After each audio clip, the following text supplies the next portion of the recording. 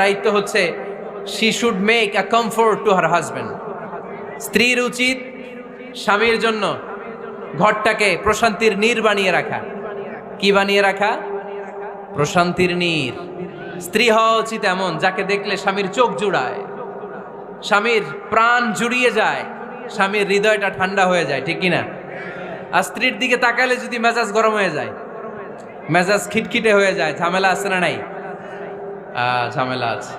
এজন্য মেহরবানি করে আমাদের বোনরা যারা এমন কোনো কাজ করবেন না যেটা স্বামীর মেজাজকে খিটখিটে করে দেয়, কারণ আল্লাহ তাআলা আপনাদেরকে তৈরি করেছে লিতাসকুনু ইলাইহা, স্বামী আপনার কাছে গেলেই যেন তার হৃদয়টা প্রশান্ত হয়ে যায়, ঠিক কিনা? অনেক স্ত্রী আছে না জেনে না বুঝে স্বামীর সাথে এমন খিটখিটে মেজাজ দেখায় যেটা স্বামীর জন্য মেনে নেওয়া কষ্টকর। আমি একটা জরিপে পড়েছি, পৃথিবীর অনেক স্বামী স্ত্রীর কারণে হার্ট অ্যাটাক করে মারা